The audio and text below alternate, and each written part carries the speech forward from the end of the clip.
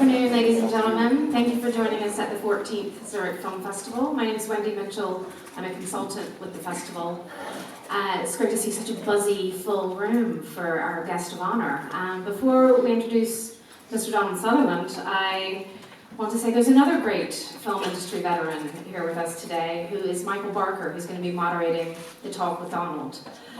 Some of you might know Michael Barker, I hope. He, alongside Tom Bernard, co-founded and serves as co-president of Sony Pictures Classics, which they set up in 1992. Michael is quite simply known as one of the guys with the best taste in the business, and you'll see why. Before Sony Classics, he worked at United Artists. Before that, co-founded Orion Classics. During his career, his films have received 169 Oscar nominations. 169. Wait a month or two, there'll be another 10 or 12, I think, this year. I'm just going to name a few of the films that Michael has worked on. Call Me By Your Name, Whiplash, Amour, An Education, Crouching Tiger, Hidden Dragon, Blue Jasmine, Searching for Sugar Man, Back to Babette's Feast, Welcome to the Dollhouse, All About My Mother, Son of Saul, Fantastic Woman, Slacker, The Rider, The Last Station, Orlando, Run Lola Run. I could go on for days, clearly, but we want to get to the main action. Michael's worked with Donald Sutherland on last year's film The Leisure Seeker, directed by Paolo Verzi. Some of you might have seen that one. And Michael's also, just like the rest of us, been a fan of Donald Sutherland's career for many decades. So I'd like to welcome up Michael to introduce Donald. So please, Michael.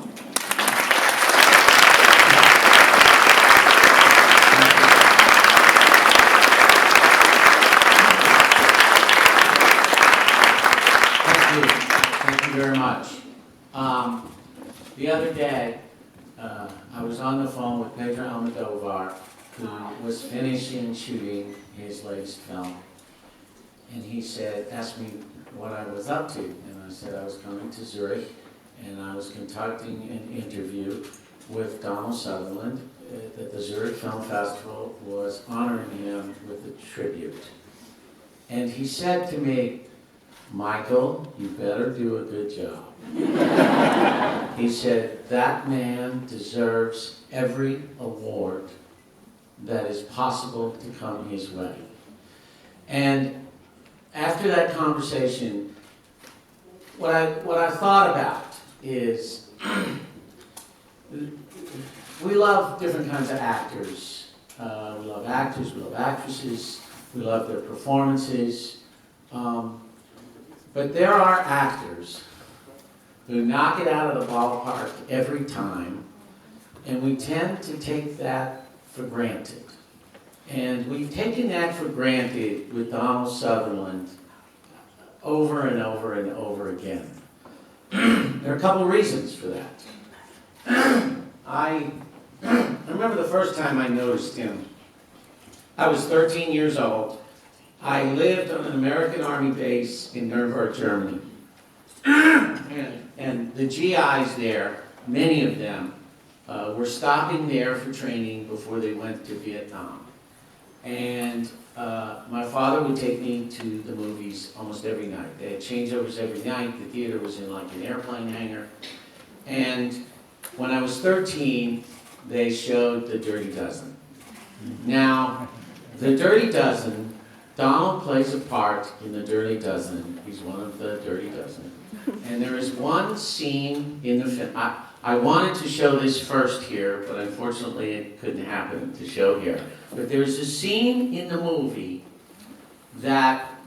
where he is asked to pretend to be a general and march up and down the ranks and to inspect the troops in front of another general.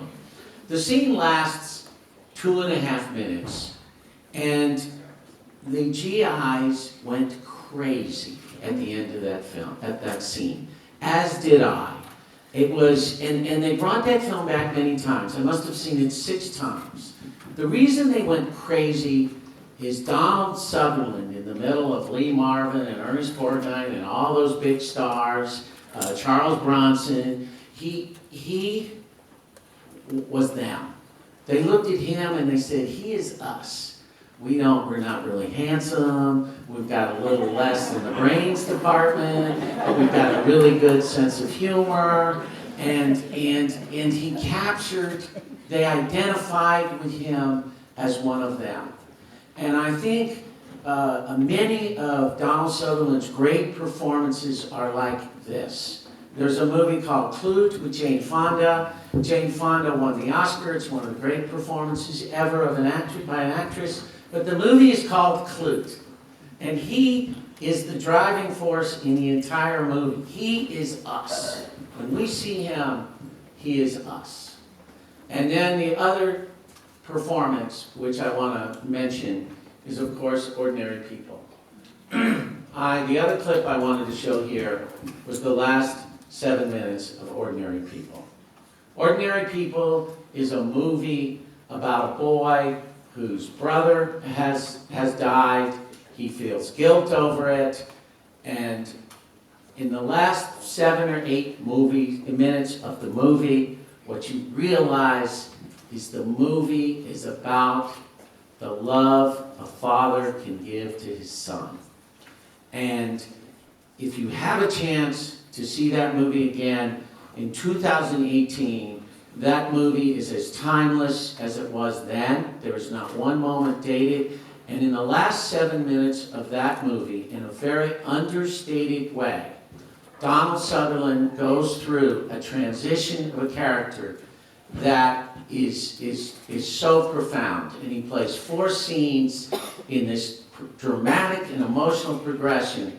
And I think it stands as one of the great performances in film history. And I think when you get to know him, I don't know him well, but I know him well enough and his family well enough that he knows a bit about fathers and sons. And I can tell you this, as a son, that movie made me closer to my father. And I think it's very profound what he does there. But the fact of the matter is, Donald Sutherland, since the 60s to now, has always taken big risks. He has played these kind of everyman, kind of low-key people. He has played villains and fascists unlike you've ever seen in your life. If you see what he does in Bertolucci's 1900, to me it's the ultimate fascistic character. We don't need to see anymore. We know what that is when we see Donald Sutherland do that in 1900. There are so many, you know. And when I was a kid, you know, the boys loved Kelly's Heroes and The Eagle Has Landed, and of course there was MASH. And MASH changed modern cinema as we know it, and how movies were made, how they were appreciated, and how movies could cause kind of activism amongst the audience and critics and viewers everywhere. I think it's important to understand another gift of Donald Sutherland. The gift that he has, and it's his, is from day one until as recently as The Hunger Games and where he plays a recurrent figure there, and in Trust where he plays J. Paul Getty. From day one, Donald Sutherland has always kept relevant. Relevant to not only timeless issues, but relevant to issues that are happening in the moment. And I think there are very few actors we can talk about in this way over a course of 50 years. And it is really amazing, and we are really here to honor a great artist, and that is Donald Sutherland.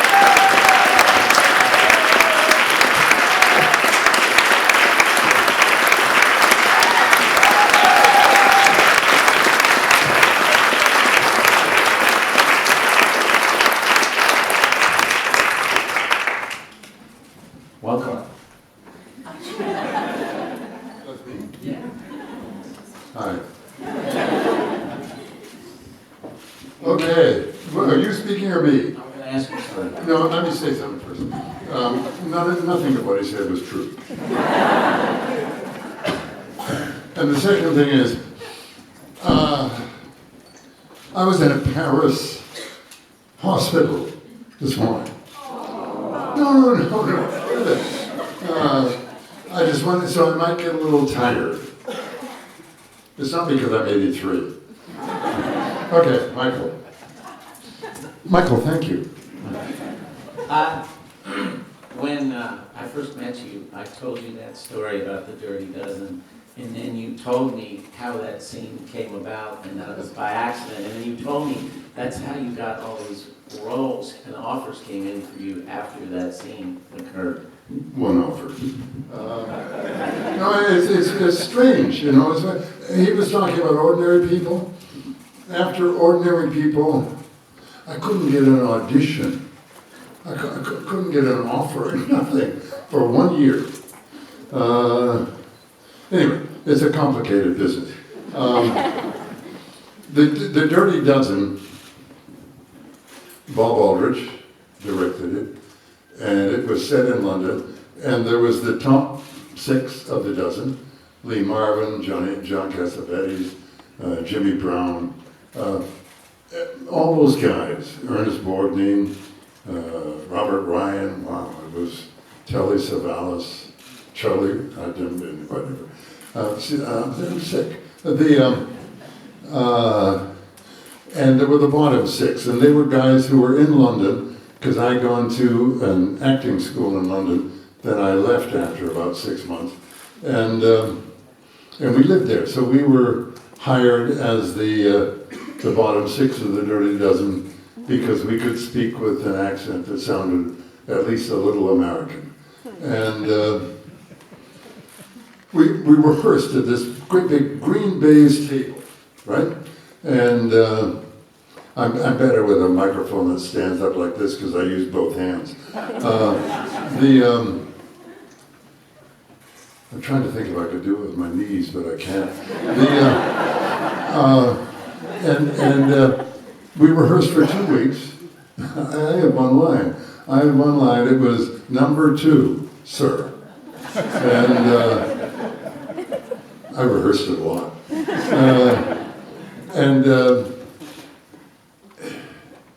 At the end of the second week, just before we were going to shoot, Bob Aldrich was sitting at the head of the table, and he had the telephone, and I was way down in the end, and we'd all had our heads shaved, and Clint Walker stood up and said, "Mr. Aldrich, I don't think it's appropriate for me as a star in Hollywood or as a representative of the Native American people to play this stupid scene where I have to pretend to be a general."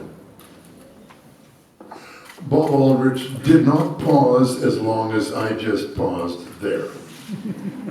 He just went, he looked at Clint down there, then he turned around and said, "You with the big ears, you do it." Truly, he didn't remember my name. Donald, sir. We had these moments. You know something, I was doing filing. My wife has insisted that I throw things out. So we're filing, and I found in a box the script of the Dirty Dozen with this big burgundy leather-bound script holder with the Dirty Dozen on the bottom of it. It was beautiful. And so I said, okay, wonderful. And I had this little scene where I had to pretend to be a general. And I'm standing there, and Robert Ryan is playing I don't know whether he was a general or colonel, whatever he was. Oh, colonel, I think he was. Of these smart troops. And they've arranged that I will, because they need to establish the identity of the dozen as kind of guys who are undercover. And so he has me playing the general. I go up the first line. I look at Bob and I said, before we started shooting, I said, "What do you want me to do?" He said, "Turn around and go like that." So we went up the first line. I said my line about, I said, "Where are you from, soldier?" And the fellow says something, and I say, "Never heard of it." And then I get back and I look at the guys and I go, and I got a call from Bob Aldrich's agent when the film was just about to be released, and he said, "You know something? I think you could make a little bit of a career out of it for yourself if you came to California." And I said, "I don't have any money." He said, "Well, you probably do fine in England." So I borrowed money from Chris Plummer, and with my then wife and our twins, Kiefer and Rachel, and her son, we came to California. We got off the plane, and my son, when we landed, he was sitting on my lap, vomited all over my brown raincoat. So I'm walking through customs with my son in my arms. He was 1 year old. And Shirley had her daughter, my daughter, our daughter.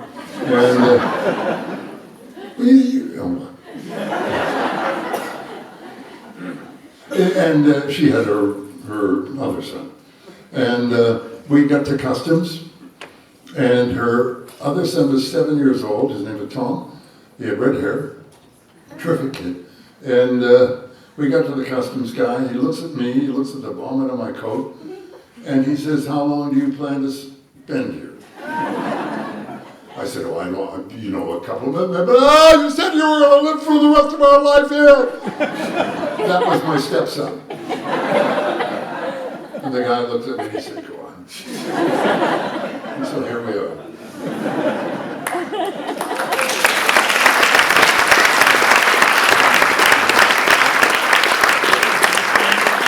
Do you have a stand for this? When you made MASH, did you have any idea when it was being made, while it was being made, that it was going to make that kind of impression and furor in the world? Ingo Preminger was the producer of MASH. He bought the novel, and he loved the character that Michael was talking about, this one, in The Dirty Dozen. And he sent me a script that was really awful. And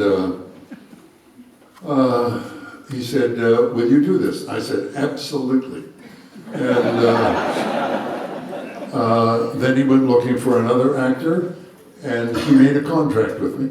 And he went looking for another, he found Elliot, and then he went looking for a director. He had been looking all the time for a director, but had been unable to find one.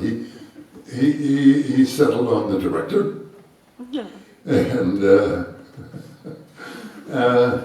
and when he came on board,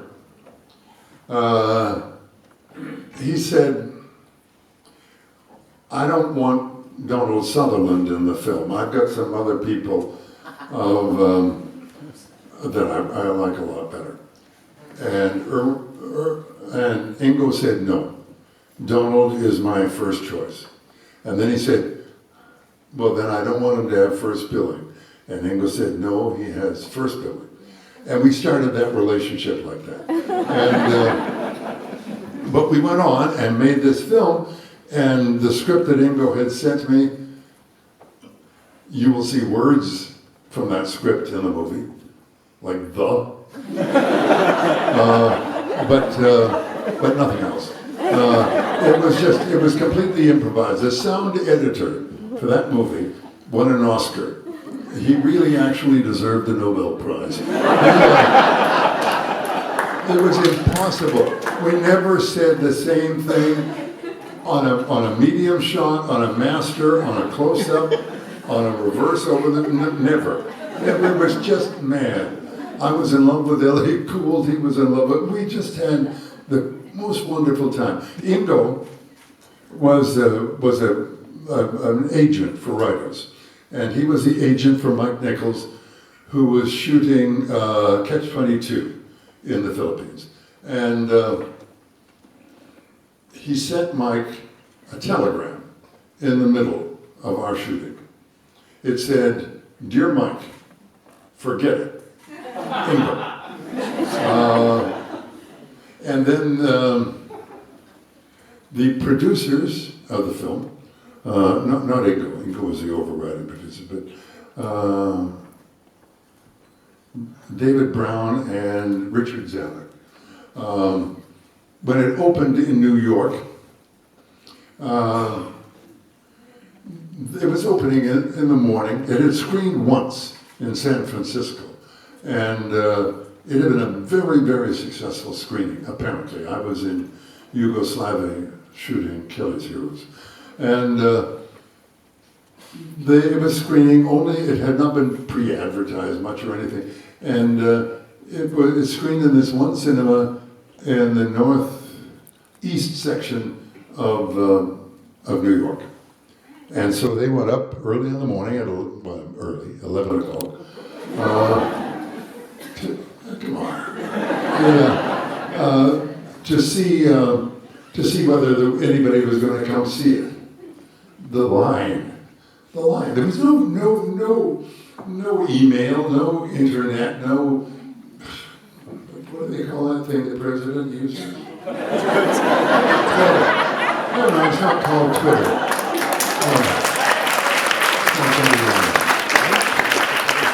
I think it's called lying.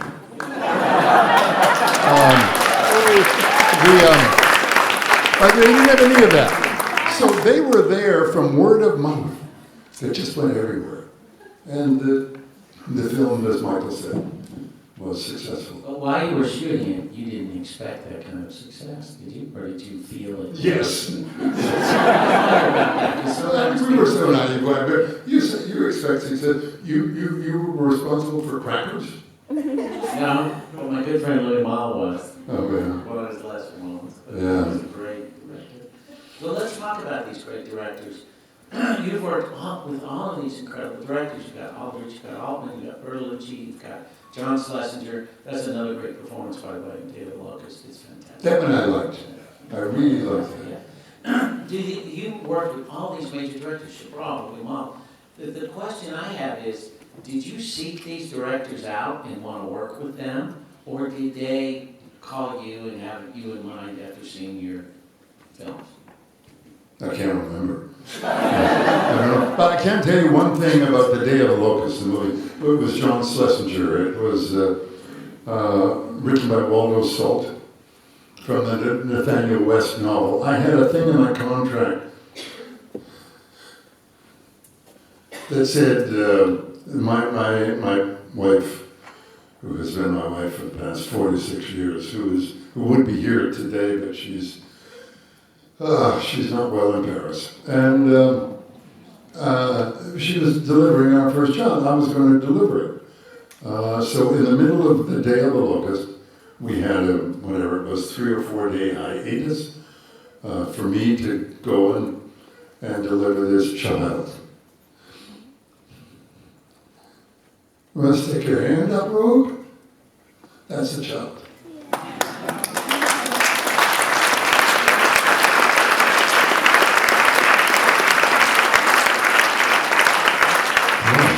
Being in the hospital leaves you really weak.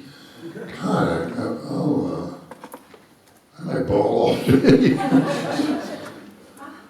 Is it true your sons are named after important directors, film directors, all 4 of them? Nick Rogue. Angus, who is also here, was named after Redford. Bob Redford, after Ordinary People. He was named Redford. His second name is Redford. But when Francine took our middle son, Rossif, up to school, she had the baby Redford in her arms. And the teacher, she's French, my wife, French-Canadian. And the teacher said, "Oh, that's a cute baby, what's his name?" And Francine said, "Redford." And the teacher said, "You can't call a baby that." So for 1 year, that boy there, where are you, Angus? Exciting. That boy was called Bonbon. It's on his passport. But his name is Angus. What the other two sons named after Russell? Which Nick Rogue and Russell is named after the great French director. He was a director mostly of documentaries, Frederic Rossif. Okay. Anyway, but talk to us about Fellini and Bertolucci, what it was like working with them. Good.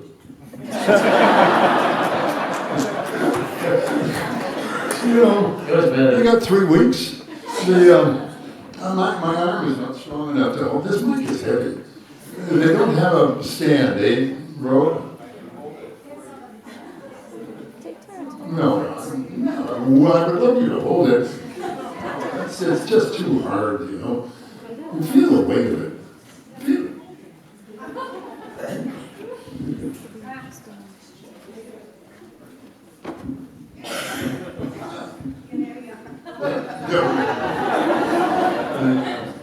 Okay. Fellini.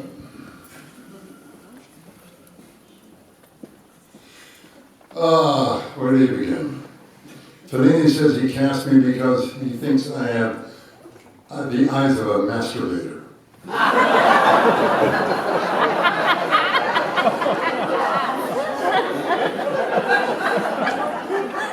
I kept thinking, how did he know?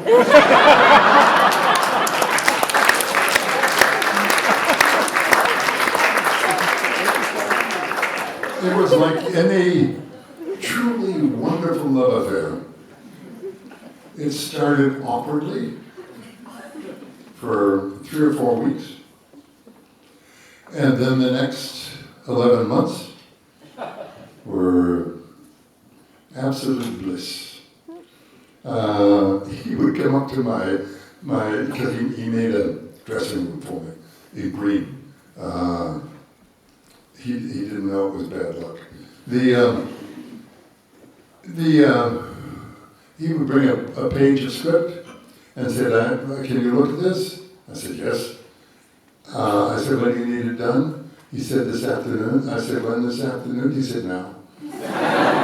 But it was that kind of magic that I would look at it and know it. And we would do it like that. There was the other direction he gave me all the time. Well, not finally I learned and stopped. But he would go like this. And that meant, don't go like this. Well, you know, anyway, okay. Federico, he used to sit on my knee to direct other people. And he would have conversations with me and talk and talk and talk. And then when I would have an answer for his conversation, he would start to hum. Oh, wonderful.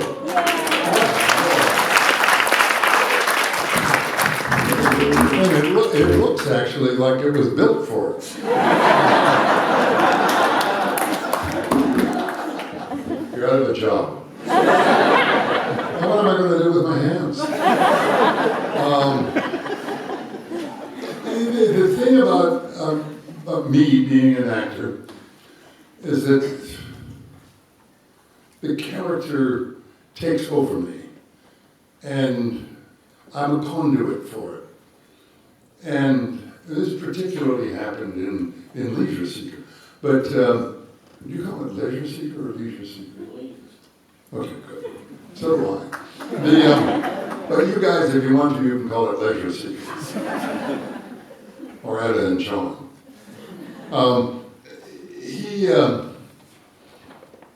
I became his concubine. And he shaved my hair back to here, gave me a false nose, false chin, shaved my eyebrows, put them up to here. And I thought I was beautiful. The first film I went to audition for was in 1962. And I did the work, the preparation for it, and I went to an audition. This was in London, England. And they had a wonderful reaction. But I went back home and waited. My first wife, 3 times. And I went back home and she said, how did it go? And, yeah, excuse me, that's the hospital. And she said, I said, I don't know. And because I was actually hoping, against hope, that they would respond positively, because they certainly had in the room. And I waited for my agent's telephone call the next morning, and the phone rang, and I picked it. It wasn't my agent. It was the 3 of them, the director, the producer, and the writer. All of them on the phone, all of them talking. This is 1962. I don't think they had conference calls or that kind of thing. And one of the writers said, you did such wonderful work that I changed the whole nature of that scene, just on the basis of what you did. And the director said, I thought it was so terrific. And I too went home, and all I could think about was that. And the producer said, and all of us wanted to call you to explain to you why we weren't casting you. And they said, we're not casting you because we've always seen this as a kind of a guy next door sort of fellow. And to be absolutely truthful, you don't look like you've ever lived next door to anybody. And if anybody were to tell you that statement is not true, it is. Because I can read it on my brain. It's tattooed there, burned there. When I crossed it, when I was going to do the Eye of the Needle, it was a film, and I played a German spy. And I looked pretty good, I thought,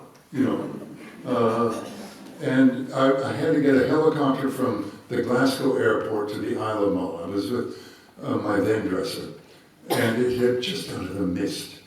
There appeared this young, I don't know, she might have been 20 years old, Scottish airline hostess with a little blue peaked hat, a little jacket like that, mini skirt, God knows how short, and jack boots up over her knees. And she stopped in front of me and she said, "Oh, you're Donald Sutherland, aren't you?" And I said, "Yes, I am." She said, "You're not near as ugly as you are on the telly." My dresser did exactly what you just did and fell on the ground. And I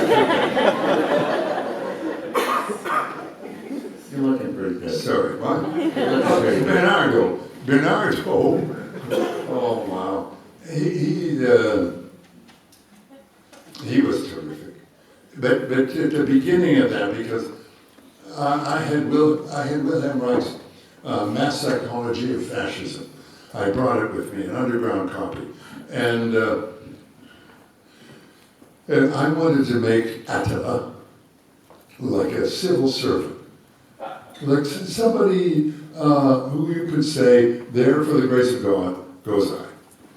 And Bernardo wanted what you got. And we did 2 versions for about 2 weeks, and then I gave up. And he's wonderful. You're crazy scary in that part. I mean, is it difficult? In what part? In the part of that role in Bertolucci's film. This fascist is so scary. When you play a role like that, I've heard you talk about how you always like the characters you play, you find something you like in the characters you play. When I see that, I just wonder how you get past it to the next one, because it's so severe. Do you like cats? The character, to explain to his followers the danger of communism. He said, if you find a communist, you have to kill him, because it's like an infectious disease. And he looked at a cat, little cat, and picked him up and walked out and said, "Follow me," tied him to a cement pole, and then ran and hit the cat with his head and burst it. I said to Bernardo, we did it where I went, just past Vittorio Storaro's camera and just blocked out the cat. So it looked like I was hitting the cat. And I said, "How was that, Bernardo?" He said, "Okay, now hit the cat." So they got a rubber cat and filled it with synthetic blood. And then they said, "Go hit the pole." I said, "I cannot hit a cement pole with my head." And he said, "Ugo, come show him how to do it." This guy with no neck comes out of the crowd, runs into the pole like that, and everybody goes, "Yeah, Ugo."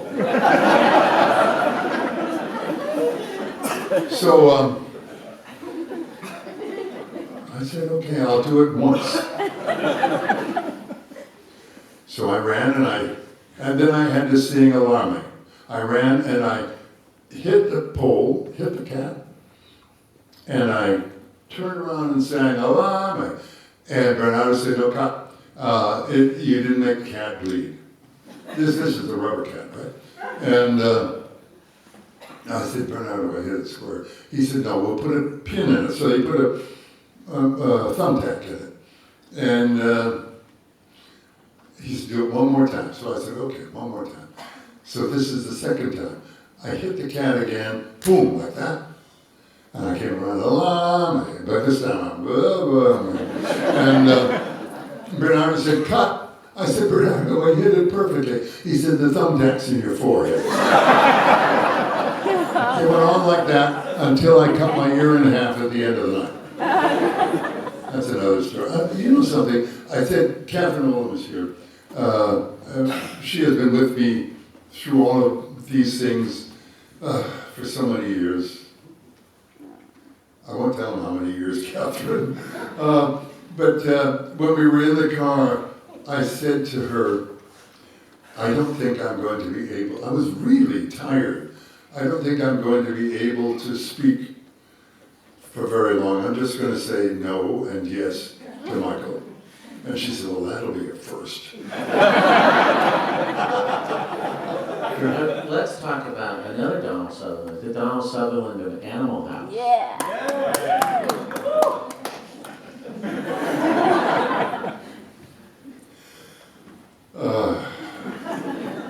When I was doing Kelly's Heroes, there was a gopher on it, a fellow named John Landis.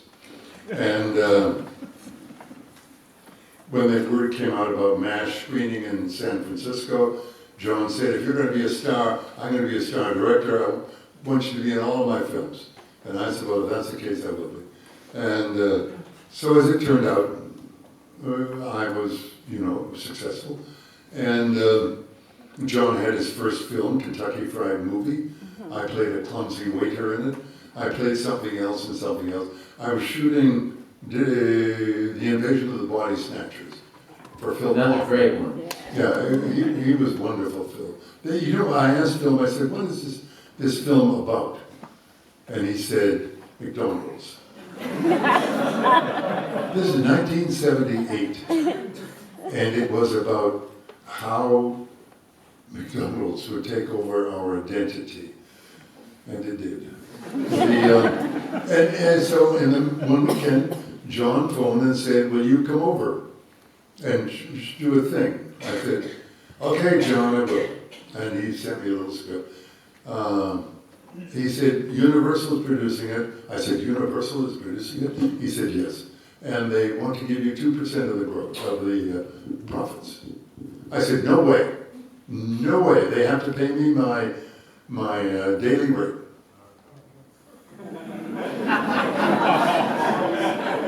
I should go to Wall Street. It was awful. Anyway, I went over and we shot the scene, and then there was a scene with Karen Allen, and I had to have been I was her teacher and her lover, and the fellow who was in love with you. Anyway, you've all seen it. And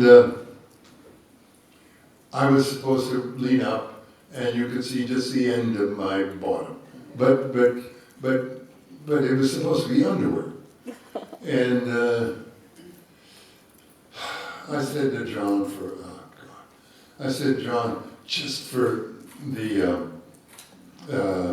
Russian, because then you shot on 35 millimeter, and you developed the film the next day or overnight, and you showed it during the evening to a cast and crew, whatever.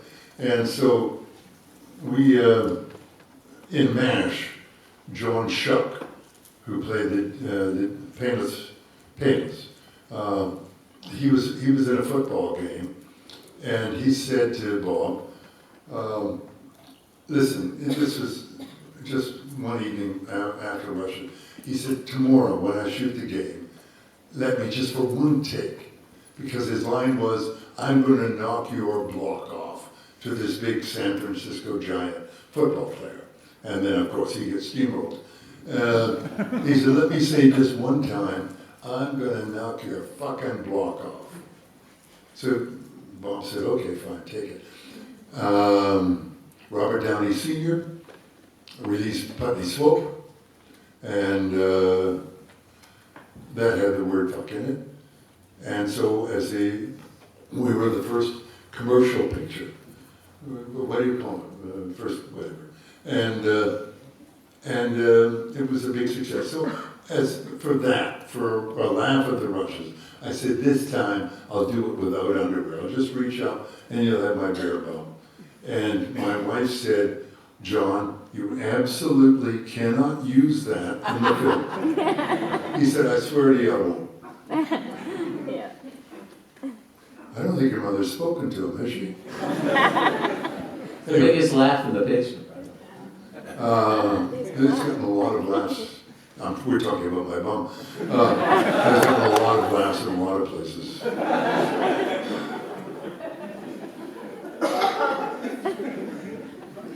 You've acted with a lot of great leading ladies.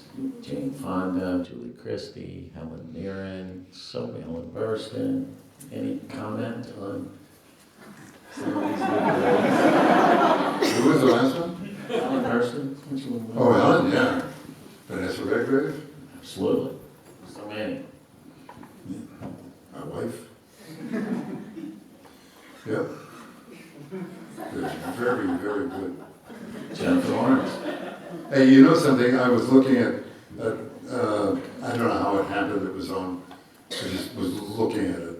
It was a speech at the last of the Washington press conference dinners when Barack Obama spoke, and Helen was there, and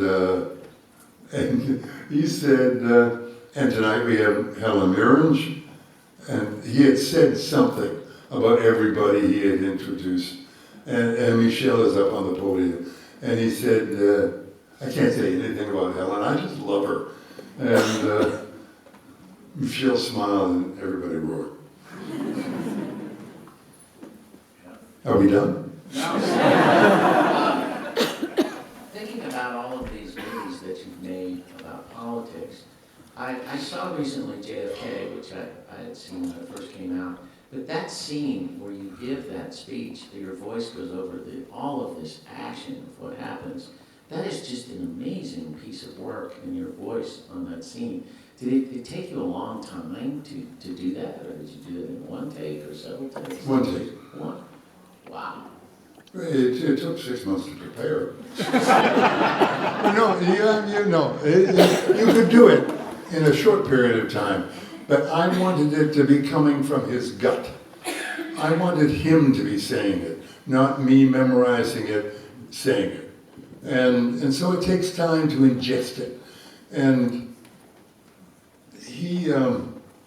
I walked with my wife, Francie, in the Bois de Boulogne, and we kept doing it week after week. Were you there, Rogue? Or are you here, Rogue? Anyway, so that's how it came about, and it was like that. You know, I wanted him to be able to, if he was talking, pick up a telephone, talk on the telephone, and then be able to continue talking to you.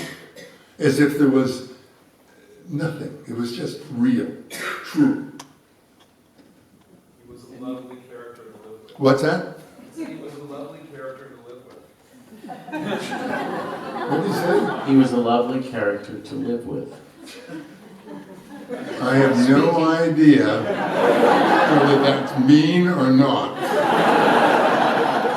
But I'll give you a 10 to 1, it starts with M. But did you, speaking of your sons over here, when you did Ordinary People, did you, that movie, it was a very faithful adaptation of that Absolutely. book. But the Alvin last Sargent. section of that, and the original book is written by Judith Gaston. The last section of that movie, as I spoke about before, is really this profound relationship between this father and son that prevails all the difficulties. How do you prepare for something like that? Work. Yeah. I don't know. I mean, you work. You create the character. And then the character does it.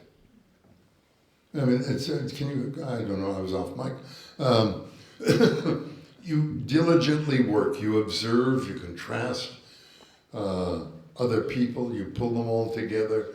You create this guy inside your head, and he starts to live, and then he starts to fight with you, and then he says you're wrong, and then he takes off.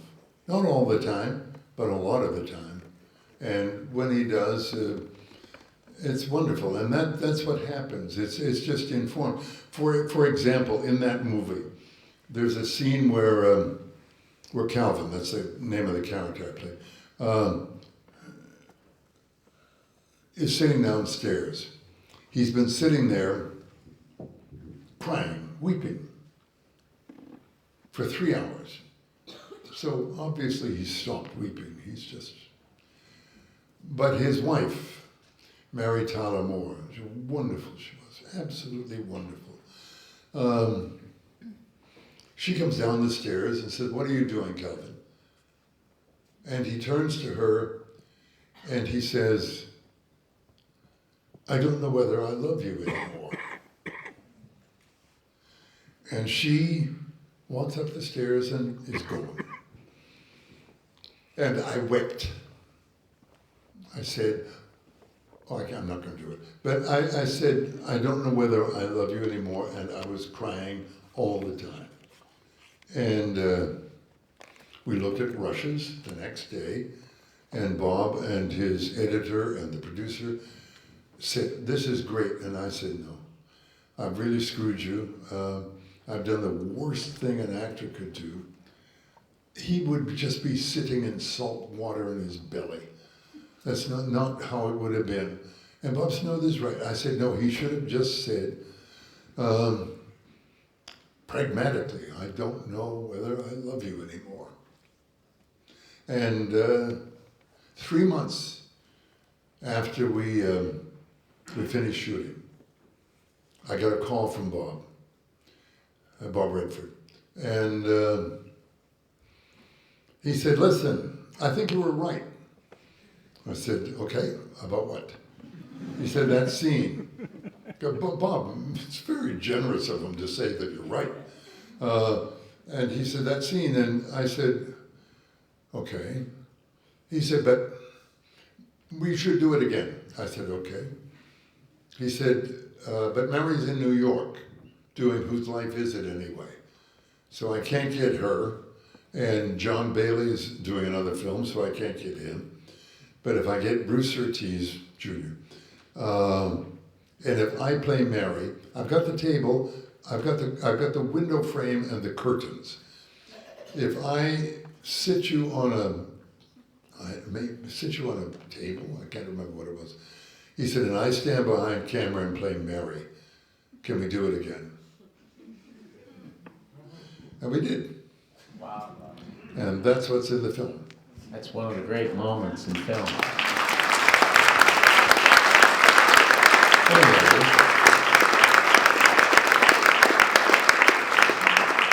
I know what I forgot to ask you. John Boorman once told me that you turned down the role of the lead in Deliverance.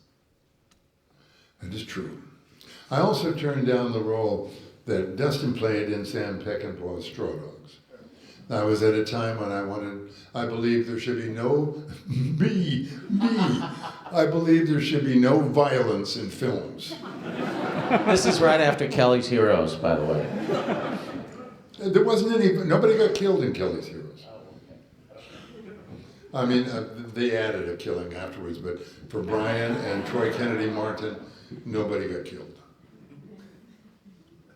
But so you turned those two pictures down for violence? Yes, and my rationalization is, if I had, he offered the part that Joan Voight eventually did, and Sam offered me the part that Dustin eventually did.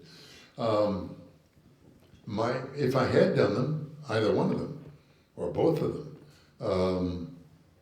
I would not have met my wife Francine. And we wouldn't have Don't Look Now, and we wouldn't have Rogue. We wouldn't have Don't Look Now, and we wouldn't have Rogue, right? Well, I don't know about not having Don't Look Now.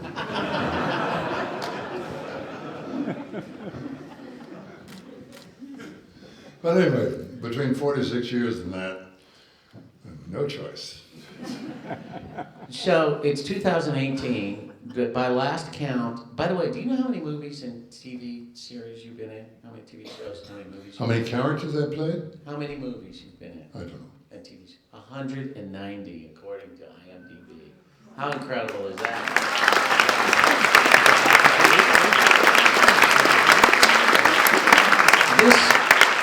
This year alone. You said that just to make me really tired. But this year alone, there are 4 movies and TV series being released. You don't seem to be slowing down in any way, shape, or form. No.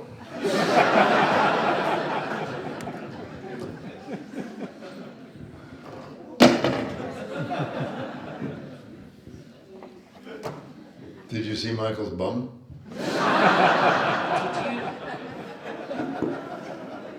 And it's what I said about relevance is really incredible about how you've kept so current, especially with the role in the Hunger Games movies. Because what's so interesting to me is how all these kids know you through that, whereas I know you from Dirty Dozen. Okay, can I tell you how that came about? I like to read scripts, and I have an agent who, a young agent, an assistant to my main agent, who sends me scripts. I'm not offered them, but I will write him a letter back explaining what I think about it. I thought it was fantastic. I thought it could possibly get young people out of their chairs and go vote.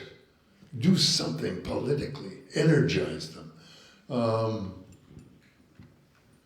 I wasn't really right, but the other thing I wasn't right about either, I thought it was an animated film.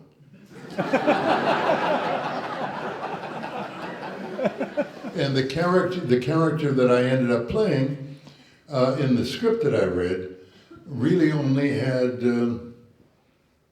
a couple of lines. Then when they asked me to do it, and I really wanted to be a part of it, that's why I did it, I wanted to be a part of that process. I didn't know anything about 2, 3, and 4. It was just that one script. And Gary Ross and I talked. And he's just a brilliant writer, really brilliant director. But he wrote a bunch of scenes in the Rose Garden that were not in the book, but were done with such economy of word. Gosh, they were beautiful, really beautiful. So anyway, excuse me. It's just astounding that you are so politically engaged from start to finish in every aspect of your work. It's pretty inspiring, really. And I don't know, does anyone have any questions? Did you see Christine Blasey Ford on television? Boy, did I. Did you see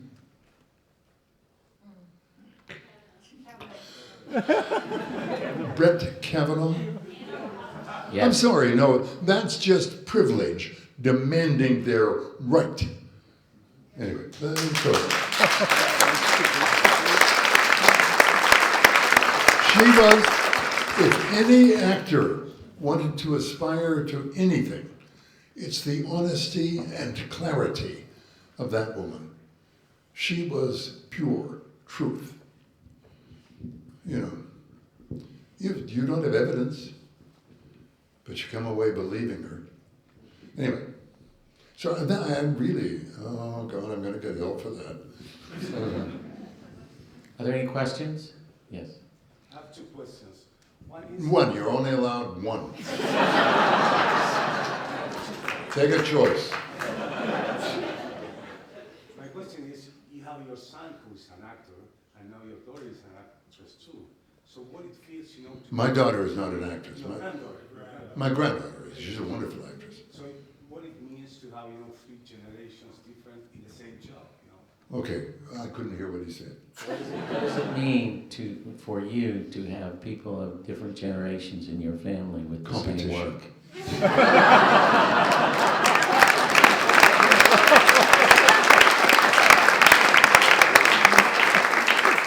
On that note, we've been asked to finish. It is a privilege and a pleasure to be here with you. Oh, you're so And sweet. He is the really Zurich wonderful. Film Festival deserves accolades for honoring this great, great artist.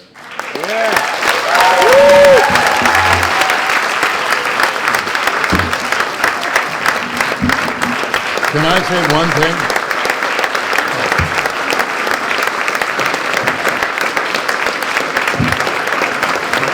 Wait a second.